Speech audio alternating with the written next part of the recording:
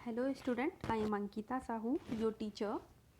तो आपका जो है हान साम्राज्य चल रहा था, तो आपका हान के बाद दिन आपका स्टार्ट हो जाएगा छह राजवंश। तो आपकी ये हान की लास्ट वीडियो है। काफ़ी वीडियो मैंने आप लोग को भेज दी है हान शासनकाल की। जो है अब हम देखते हैं कि इसमें जो लाख चित्रण प्राप्त हुआ था वो मैंने आपको लास्ट वीडियो में पढ़ाया था। अब हम उसके टॉपिक देखते हैं कि लाख और रेशम पर हान युग में क्या क्या चीज़ें बनाई गई थी। तो इसको देखने से पहले मैं थोड़ा सा आपको लास्ट वीडियो के बारे में रिमाइंड कराती हूँ। देन हम देखते हैं इसमें क्या क्या चीज़ें हैं इस वाली वीडियो में। तो आपको लास्ट वीडियो में मैंने लाख चित्रण के बारे में पढ़ाया था कि चीन में लाख चित्रण के प्राचीन उदाहरण चाउ काल से ही प्राप्त होते हैं। तो आपको चाउ काल में बताया था, जब चाउ काल आपका चल रहा था, कि किस प्रकार यहाँ पे लाख चित्रण मिले हुए थे। तो जिनमें दीवारों पर लाख में रंग मिलाकर यहाँ पे चित्रांकन किया जाता था। किसमें? हान युग में। तो यहाँ पे जो है लाख साधारणतः पेड़ का रेजिन या गोंद माना जाता है, ठीक है। किंतु चीन में चित्रण के लिए एक विशेष तरह का रस का प्रयोग भी होता था। कुछ समय तक हवा में रखने के बाद यह गाढ़ा हो जाता था, भारी हो जाता था और इसका तार बंधने लगता था। तो कई बार इस मिश्रण को कपड़े में छानने के बाद धीमी आंच पर गाढ़ा कर लेते थे और शीशी में बंद करके रख लेते थे। आवश्यकता पड़ने पर इसी में रंग मिलाकर प्रयोग करते थे। तो अब देखिए, जो ये लाख होता था तो ये पेड़ से प्राप्त होता था। ये रेजिन और गोंद की तरह होता है, ठीक है। तो ये क्या होता है, हवा में रखने के बाद ही गाढ़ा हो जाता है और भारी हो जाता है, तो इसका तार बंधने लग जाता है। और इसको क्या करते हैं, कपड़े से छान लेते हैं, इसको फिर धीमी आंच पर पका लेते हैं और इसको शीशी में बंद करके रख लेते हैं। जब इसकी आवश्यकता पड़ती है तो इसको रंगों में मिला लेते हैं गाढ़ा करने के लिए, या फिर परमानेंट वो चीज़ें रहें, वो डिज़ाइंस रहें, इसलिए उसको यूज़ करते हैं। तो लाख में जल अवरोधक गुण होते हैं। बताया था आपको कि जो है वो जल को सोख लेता है लाख। और जिन उपकरणों पर लाख से चित्रण किया जाता है वे आज भी वैसे के वैसे ही सुरक्षित हैं और वैसे की वैसे ही लगते हैं देखने में। ऐसा लगता है कि अभी कुछ दिन पहले ही इन पे चित्रकारी हुई है, वो इतने ताज़ा लगते हैं देखने में। तो जब 1345 ईस्वी में इब्न बतूता कैंटन आया था, तो यहाँ जहाँ उसने भारतीय और फारस के बाज़ारों के लिए बनाए जाने वाले लाख के उपकरणों की प्रशंसा भी की थी। तो जो लाख के यहाँ पे भारतीय और फारस के बाज़ारों के लिए जो लाख से संबंधित चीज़ें बनाई जाती थी, तो उसने उनकी तारीफ़ भी की थी। और 17वीं से 18वीं शताब्दी में इसका प्रचुर मात्रा में यूरोप से भी निर्यात होने लगा था।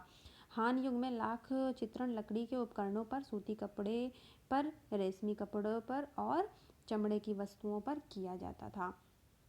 वृक्षों की छाल से बने अनेक जो वस्तुएं होती थी, उपकरण होते थे, तो उन पर भी इनका उपयोग किया जाता था। उससे जो भी चीज़ें बनाई जाती थी उन पर इनका एक परत चढ़ाया जाता था लाख का। और सरकंडों तथा बाँस से बनी वस्तुओं पर भी लाख से अलंकरण किया गया है। तो आपको मैंने लाख के काफ़ी चीज़ें भेजी भी थी, एग्जाम्पल के तौर पे शेयर की थी उसकी पिक्चर आप लोग के साथ। तो हान पूर्व युग में कांस्य से अलंकरण में भी लाख का प्रयोग हुआ है। चाउ युग में लाख चित्रण इतना अच्छा और विकसित था कि ये परवर्ती चीनी चित्रकला का पूर्वज माना जाता है। तो देखिए, यहाँ पे कांस्य से पहले भी लाख का प्रयोग होता था, तो इसीलिए वो क्या मानते हैं, चीनी चित्रकला में इसको पूर्वज माना जाता है। और लाख का चित्रण का विकास भी हुआ, ये आगे चलकर भी विकसित हुआ था। तो लकड़ी पर चित्रण के पूर्व लाख में बारीक राख, प्रायः हड्डी की राख मिलाकर अस्तर लगाते थे। इस प्रकार के अस्तर 3 बार लगाए जाते थे, तत्पश्चात चित्रांकन किया जाता था। तो देखिए, जो लाख लगाया जाता था तो वो लकड़ी पर क्या किया जाता था, चित्रण के बाद लाख से बारीक राख मिलाकर, राख में, तो वो राख जो होती थी वो हड्डी की होती थी, तो इसका एक अस्तर लगाते थे, मतलब लेयर लगाते थे। तो इस प्रकार इन पे 3 अस्तर लगाए जाते थे। उसके बाद जो है उस पे चित्रांकन किया जाता था। किस पे? जो लकड़ी पर चित्रण होता था उस पे।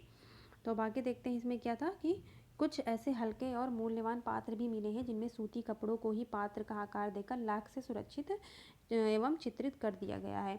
तो सूती कपड़े से डायरेक्ट शेप देके, पात्रों को आकार देके, लाख उसके ऊपर अस्तर चढ़ा के, लेयर्स उसकी लगा के फिर उन पे चित्रण किया गया है। ऐसे भी बहुत हल्के पात्र यहाँ पे मिले हुए हैं। तो चित्रण में लाख के कई अस्तर चढ़ाए जाते थे और जब एक बार तूलिका स्पर्शों का रंग सूख जाता था तभी दोबारा कार्य किया जाता था। तो ये सूखने का इंतज़ार करते थे एक बार उस पर काम करने के बाद। तो जब ये सूख जाता था देन उस पर दूसरा कोट करते थे। तो चित्रण के पश्चात सूखने के लिए पात्र को भूमि में गड्ढा खोद कर रखा जाता था, जहाँ वह कड़ा और चमकदार हो जाता था। लाख में मुख्य रूप से 2 रंग मिलाए जाते थे, पहला काला जो काजल होता था, दूसरा लाल जो सिंदूर और केसर होता था। आरंभ में पात्रों की भीतरी और बाहरी दोनों दीवारें काली से रंगी जाती थी। बाद में जो भीतरी दीवार थी वो लाल से रंगी जाने लग गई। तो जो इनके पहले के बने हुए पात्र मिले हुए हैं तो दोनों साइड इसमें बाहर और भीतर जो दोनों साइड काले रंग का यूज़ करते थे, लेकिन बाद में क्या हुआ, इन्होंने जो अंदर की लेयर थी उसको लाल से रंगते थे और बाहर की काले से। तो अन्य रंगों में कौन कौन से रंग प्रयोग हुए देखिए, हल्के हल्के पीले, नीले, हरे, मटमैले, सुनहरे रंगों का प्रयोग हुआ है। तो हान युग के सर्वाधिक मूल्यवान लाख चित्रित पात्र कांस्य, चांदी, सोना, कछुओं के अंडे के जड़ाव से आदि से युक्त मिले हुए हैं। तो अब हम आगे का देखते हैं कि और क्या क्या चीज़ें इसमें प्राप्त हुई थी हान युग में। तो परवर्ती युगों में इनके अनुकरण पर जापान में जो पात्र बने उनमें चांदी तथा सोने का बहुत प्रयोग हुआ है। तो जो आगे के टाइम पे इनका अनुकरण हुआ है, कहाँ हुआ है, जापान में हुआ है, इनकी जो कॉपी हुई है। तो वो पात्र जो बने हुए हैं उसमें चांदी और सोने का प्रयोग भी हुआ है। लाख चित्रण तथा रेशम पर हान के अलंकरण, ये हान ही लिखा है, इसको हान कर लेना आप लोग। तो लाख चित्रण तथा रेशम पर हान के अलंकरण के निम्नलिखित अभिप्रायों का अंकन हुआ है। तो देखिए जो लाख चित्रण बने हुए हैं और जो रेशम पर चित्रण जो अलंकरण मिले हुए हैं उनके बहुत सारे अभिप्राय हैं, मीनिंग्स हैं। तो देखिए कौन कौन से टॉपिक को लेके वो चित्रण करते थे। पहला 4 पत्ती, ठीक है। दूसरा है यांगिंग, आपको पता है यांगिंग पृथ्वी और स्वर्ग। थर्ड है ड्रैगन, फोर्थ है चीता, फिफ्थ है कछुआ, सिक्स है बत्तख और सर्प, थाउथी और एक श्रृंग वाला अश्व मतलब यूनिकॉर्न। तो थाउथी बताया था आपको, जो थाउथी है इसके बारे में सब कुछ ये सारी चीज़ें बता दी थी। तो आगे देखते हैं। हान युग में यद्यपि बौद्ध धर्म ईस्वी सन के आरंभ से 2 वर्ष पूर्व चीन पहुंच चुका था, किंतु हान युग की परंपरा भक्ति के कारण चीनी जनता ने बौद्ध धर्म में अपने प्राचीन विश्वासों और मान्यताओं के अनुसार अनेक परिवर्तन कर लिए। अब देखिए हान युग में क्या हुआ, बौद्ध धर्म का आरंभ हुआ और 2 वर्ष पूर्व चीन पहुंच चुका था। तो मतलब जब हान युग में बौद्ध धर्म का प्रारंभ हुआ उससे 2 साल पहले ही यहाँ पे बौद्ध धर्म पहुंच चुका था, किंतु हान युग से इसकी भक्ति का परंपरा माना जाता है और चीनी जनता बौद्ध धर्म में अपने प्राचीन विश्वासों और मान्यताओं के अनुसार अनेक परिवर्तन कर दिए थे। तो जब इन्होंने बौद्ध धर्म को अपना लिया तो जो ये पहले जिन चीज़ों पर विश्वास करते थे उनमें बहुत सारे परिवर्तन कर दिए। फिर भी हान युग की बौद्ध धर्म से संबंधित कोई कलाकृति उपलब्ध नहीं हुई है। देखिए क्या हुआ इसमें, जब हान युग में बौद्ध धर्म आ चुका था फिर भी हाँ जो बौद्ध धर्म से रिलेटेड यहाँ पे कोई भी चीज़ें, कोई भी कलाकृति, कोई भी साक्ष्य नहीं मिलता है। अब आगे देखते हैं कि क्या है। अब आपका हान डायनेस्टी ख़त्म हुआ, अब आपका छा राजवंश जो दूसरा टॉपिक है वो स्टार्ट हो गया। तो छा राजवंश देखते हैं। 265 ईसा पूर्व से 587 ईसा पूर्व। पूर्वी हान के पतन के पश्चात 220 ईसा में साम्राज्य 3 राज्यों में विभक्त हो गया। अब देखिए 6 राजवंश में क्या हुआ, पूर्वी हान के पतन के पश्चात, जब हान का पतन हो गया, कौन से हान का, पूर्वी, 2 भागों में बांटा था पूर्वी और पश्चिमी। तो पूर्वी हान के पतन के पश्चात 220 ईसा में साम्राज्य क्या हुआ, 3 राज्यों में विभक्त हो गया। वो कौन कौन से थे, केंद्रीय चीन वी अथवा वेई। तो जो केंद्र में चीन था उसको वी और वेई कहते थे। यांगसी नदी के ऊपर क्षेत्र में श्रू, ठीक है। तो दूसरा था श्रू और तीसरा था नीचे के क्षेत्र में वू। तो वी, श्रू, वू, ये 3 क्षेत्रों में डिवाइड हो गया पूर्वी हान। इसके साथ साथ चीन में विभिन्न भागों पर विभिन्न समूहों में 6 राजवंशों ने 265 से 587 तक राज्य किया। तो चीन के बहुत सारे अलग अलग भागों पर जो 6 राजवंश थे उन्होंने शासन किया, राज्य किया, ठीक है। तो उत्तरी चीन के एक विस्तृत भूभाग पर तुर्की ने अधिकार कर लिया, दक्षिणी भाग स्वतंत्र चीन कहलाने लगा। अब देखिए क्या हुआ, जो चीन के उत्तर का भाग था, विस्तृत मतलब बड़ा भाग था, उस पर क्या हुआ, तुर्कियों ने अधिकार कर लिया और जो इसका दक्षिणी भाग था वो स्वतंत्र चीन कहलाने लगा। मतलब उस टाइम पे वहाँ पे किसी का शासन नहीं था। तो इसकी राजधानी को क्या बनी, नानकिंग बनी। यहाँ व्यापारी तथा बौद्ध प्रचारक आने लग गए, कहाँ, दक्षिणी भाग में। दक्षिणी चीन में बुद्धिवादी लोग ताओवाद संगीत, शिल्पी तथा मनोरंजन में लगे और जीवन की कटुताओं से पलायन करने लगे। तो ये किसको मानते थे? ताओवाद को मानते थे। तो ये शिल्पी और मनोरंजन में लग गए और जो कटुता थी, जो विरोधी धारा थी इनकी, उससे दूर होने लग गए। तो इस प्रकार लोगों को मानसिक और काल्पनिक सुख देने में तीसरी चौथी शती से ही ताओवाद सहायता करता आ रहा था। तो आप लोग पहले ही देख रहे थे कि ताओवाद कब से चल रहा था इनका, तो तीसरी चौथी शताब्दी से चल रहा था। तो ये कह रहे हैं कि तीसरी और चौथी शती से ये ताओवाद की सहायता लेते आ रहे थे और इनको मानसिक और काल्पनिक दोनों प्रकार के सुख प्राप्त हो रहे थे। अब आगे देखते हैं कि क्या है। बौद्धों की देखा देखी तंत्र मंत्र तथा योग साधना आदि पर आधारित एक नए संप्रदाय का भी चीन में उद्भव हुआ। अब देखिए, बौद्धों की देखा देखी, जो बौद्ध धर्म के प्रचारक थे, तो उन्हीं के देखा देखी तंत्र मंत्र और योग साधना आदि पर जो है आधारित एक नए संप्रदाय का उदय हो रहा था, चीन में उद्भव हो रहा था। किससे रिलेटेड? बौद्ध धर्म के देखा देखी उससे रिलेटेड।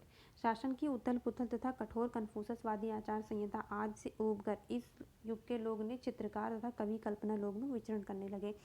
अब देखिए, शासन की उथल पुथल और कठोर कन्फ्यूशसवादी, तो कन्फ्यूशसवादी में जो है चित्रकार को बताया था मैंने, उन्होंने इतना महत्व तो नहीं दिया। तो क्या हुआ उस टाइम पे, ये लोग जो है कन्फ्यूशस के जो आचार संहिता थी, जो इनके सिद्धांत थे, लोग उससे ऊब गए थे।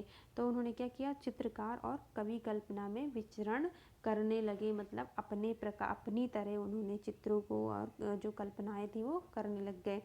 तो इस परिस्थिति में कवियों तथा चित्रकारों को अपने माध्यमों की क्षमताओं का ज्ञान हुआ। देखिए, जब इस टाइम पे चित्रकार और कवि जो है वो कल्पनाओं में विचरण करने लगे, अपने तरह से, अपनी दृष्टि से सोचने लगे, है ना, तो क्या हुआ? इस परिस्थितियों में कवियों और जो चित्रकार थे, उन दोनों को अपने माध्यम की क्षमताओं का ज्ञान हुआ, मतलब उनकी क्या क्या कहाँ तक वो काम कर सकते हैं, ऐसे उनके अपने जो उनकी टेक्निक्स थी, उनकी जो क्षमताएं थी कि हम क्या कर सकते हैं, तो उनको उसका भी ज्ञान हुआ। क्यों? क्योंकि वो जो कन्फ्यूशसवादी चीज़ें थी उनको फॉलो करना छोड़ दिया और अपनी चीज़ें स्टार्ट कर दी थी। तो परंपरागत कन्फ्यूशसवादी विचार में कला का प्रधान कार्य समाज में नैतिक एवं उपदेशात्मक था, किंतु अब यह विचार छोड़ दिया था। तो देखिए, जो कन्फ्यूशसवादी विचार में कला का प्रधान कार्य समाज में नैतिक एवं उपदेशात्मक था, तो मतलब वो एक पूरा उपदेश देते थे, उसी से रिलेटेड चीज़ें बनती थी, कलाएं होती थी, उन्हीं के विचार से होती थी, जो कन्फ्यूशसवादी में बताई गई थी, कन्फ्यूजनिज्म में। तो अब क्या हुआ? उन विचारों को छोड़ दिया गया था।